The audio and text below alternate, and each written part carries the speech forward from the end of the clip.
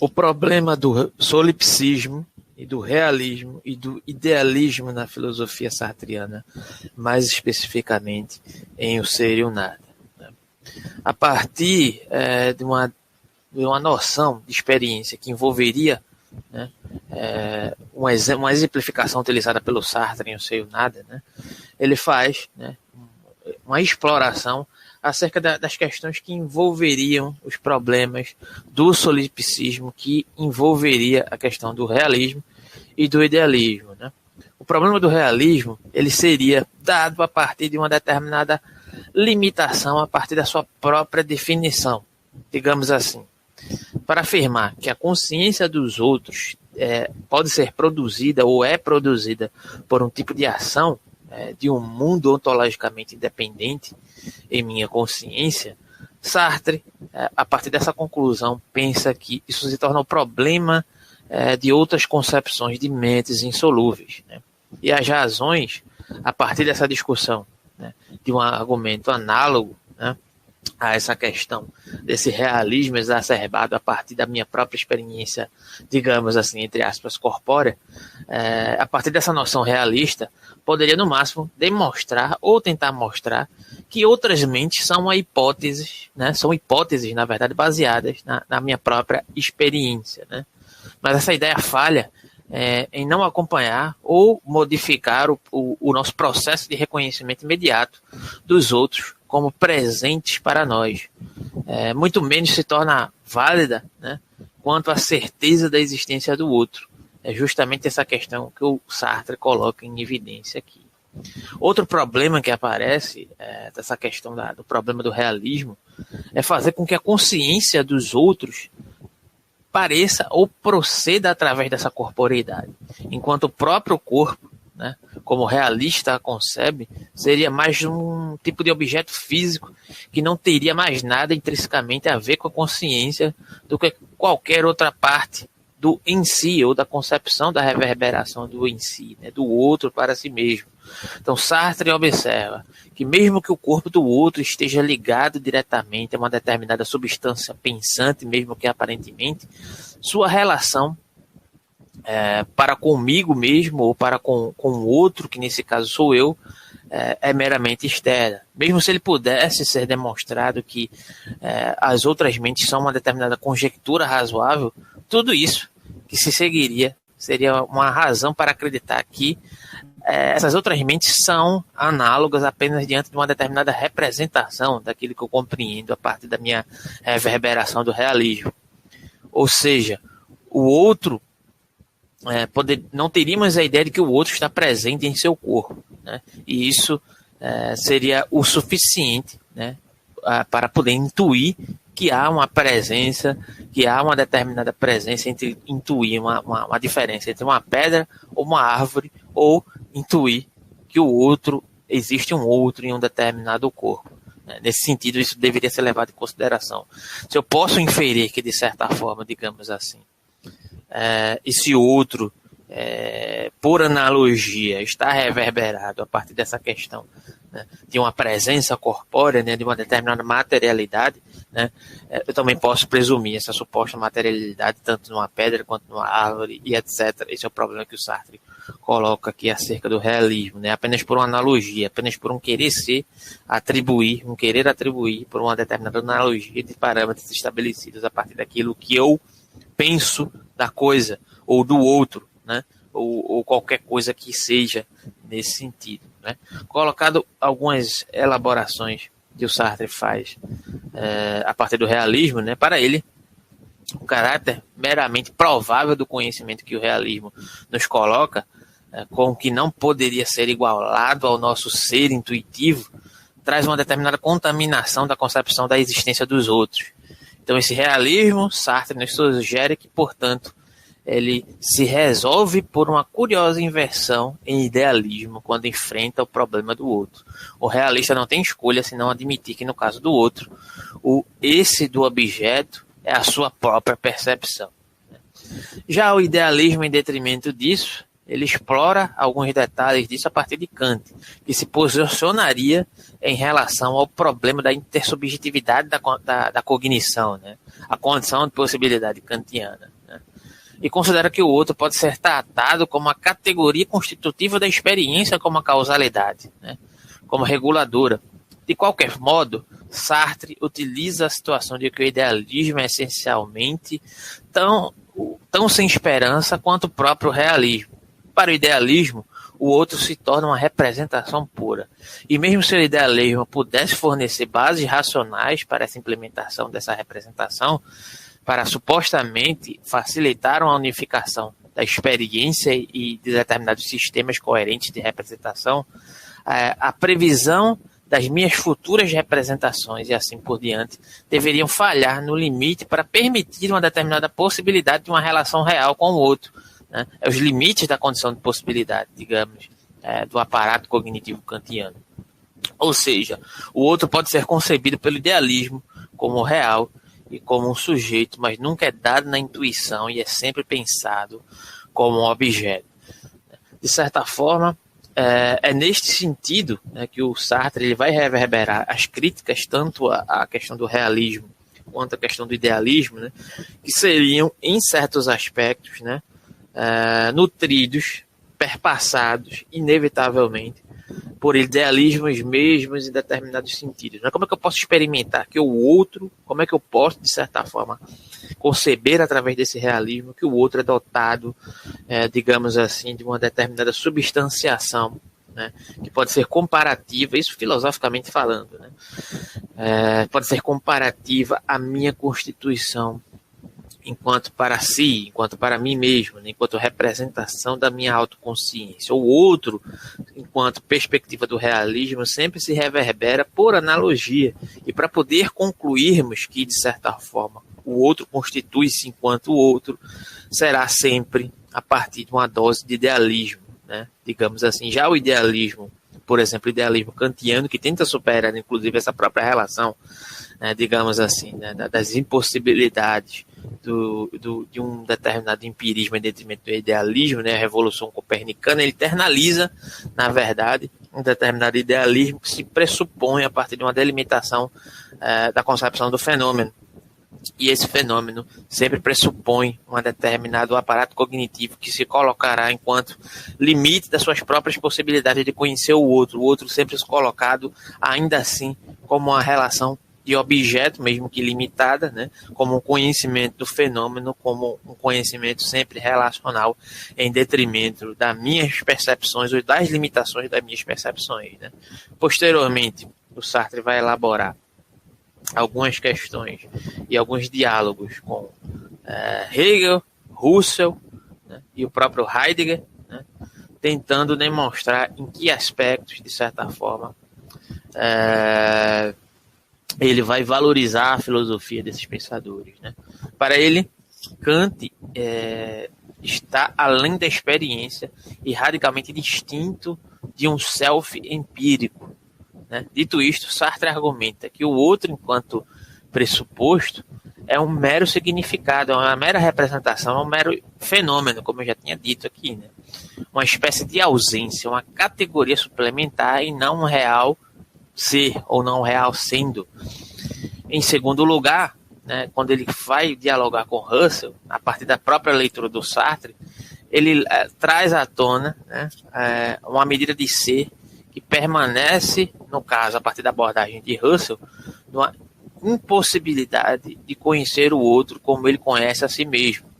Visto de dentro, na interioridade, segue-se que eu não posso conhecer o outro simplificado. Ou seja, a partir da concepção de noesis e noema contida lá em Husserl, né, que sempre essa questão relacional ela é constituída a partir da própria relação e não de uma relação sujeito-objeto, o Sartre afirma que sempre se predispõe uma impossibilidade, né, a partir de uma categorização kantiana que ainda resvala ali em Husserl, apesar de o Sartre admitir que há uma determinada colaboração da filosofia russeliana, né, para ir um pouco além, né. Porém, Sartre ainda assim nega que o outro pode ser constituído a partir de uma determinada redução fenomenológica, né. seria uma concepção do outro enquanto um aspecto simplificador dessa superação, né, dessa representação de mim em detrimento do outro, né? O Russell teria avançado, mas ainda assim teria recaído em determinadas armadilhas. Já quanto a Hegel, né, o Sartre elogia alguns aspectos, né, em detrimento de Russell, né, em alguns aspectos contidos na filosofia de Hegel, que é anterior à filosofia russeliana, tendo em mente a própria noção de dialética, né, da dialética do senhor e do escravo, ou seja, a dialética do desejo e do reconhecimento, que se apresenta na fenomenologia do espírito, que assumiriam a forma de uma história, de uma sequência conceitual em forma de narrativa, na qual o sujeito autoconsciente, impulsionado por um desejo de reconhecimento como um ser livre e independente, se envolveria em uma luta com o outro, que resultaria em um processo de dominação de um sujeito pelo outro. O mestre escravo, ou o senhor escravo, se estabeleceria em um aspecto relacional, que assim se formaria e cederia eventualmente, segundo Hegel, para uma relação de reciprocidade, ou seja, uma superação da relação dicotômica sujeito-objeto. Hegel supõe que um conflito ou conflito intersubjetivo seria necessariamente superado, pelo menos em um nível metafísico fundamental.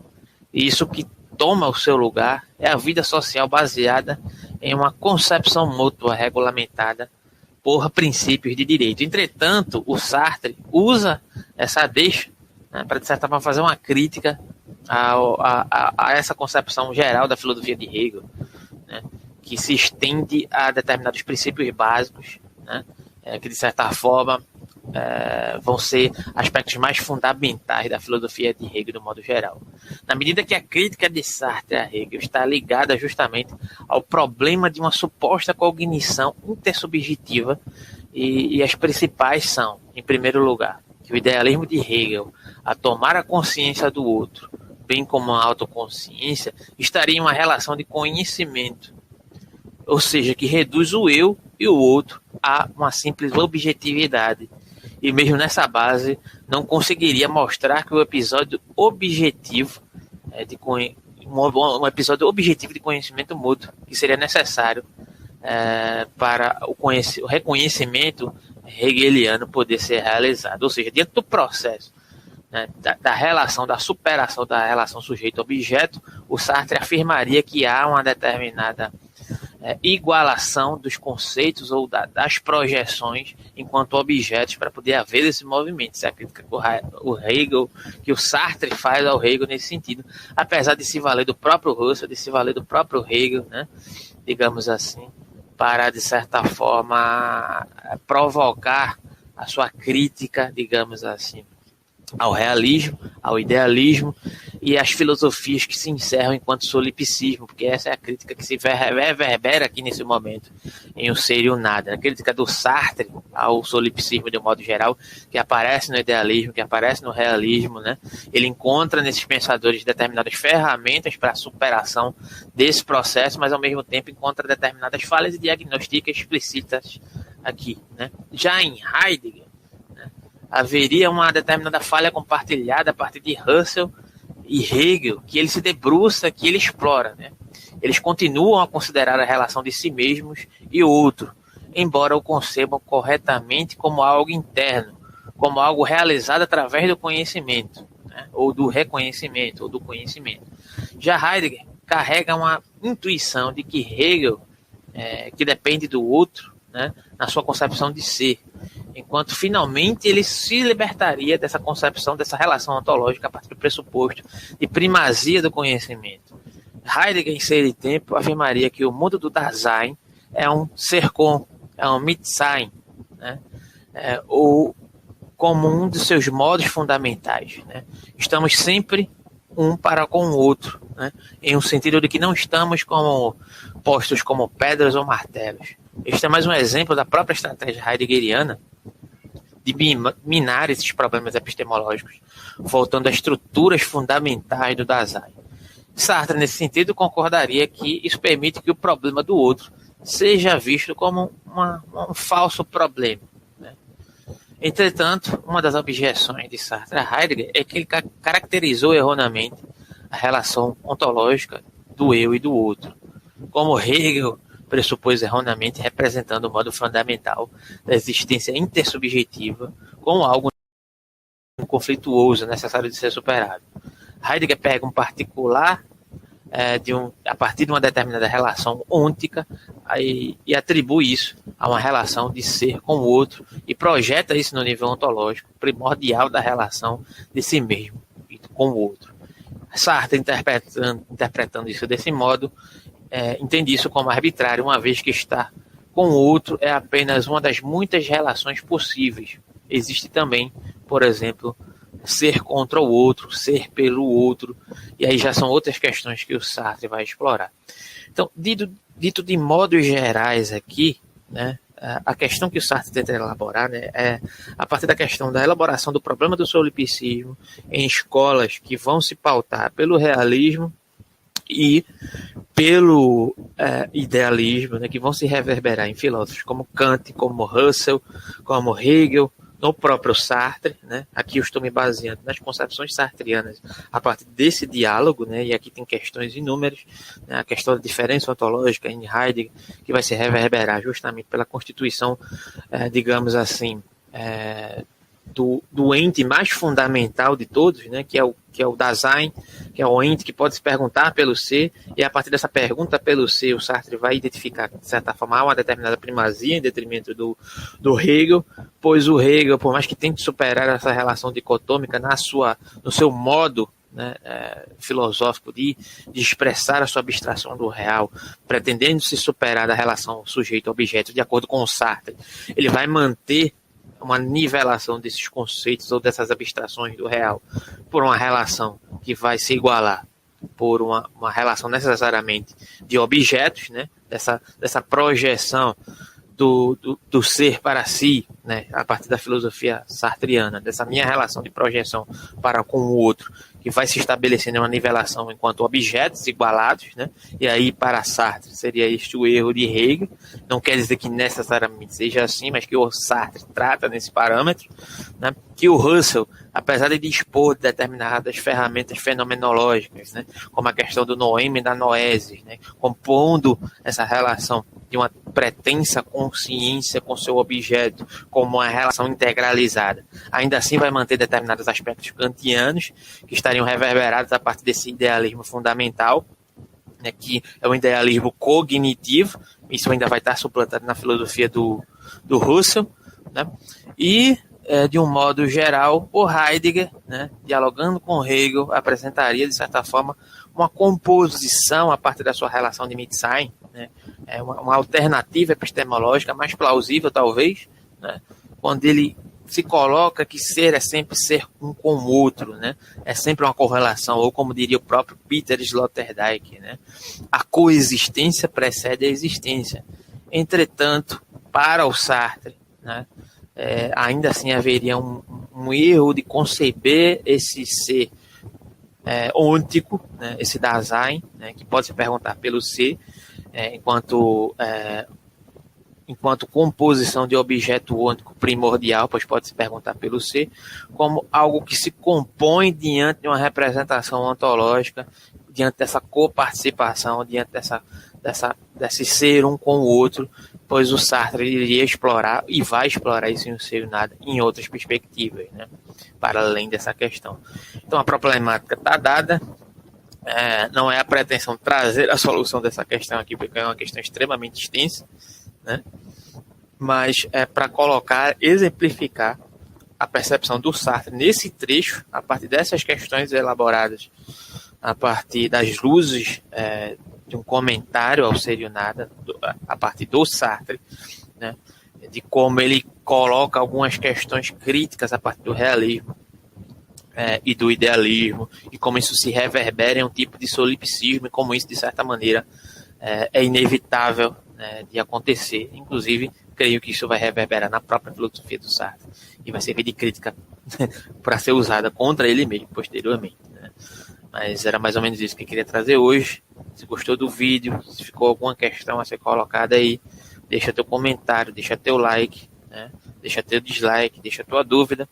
E se puder colaborar com o canal de alguma forma, segue o nosso Pix na descrição, assim como nossos grupos gratuitos no Telegram e o nosso Apoia-se. Obrigado, até o próximo vídeo do Gap Philosophy.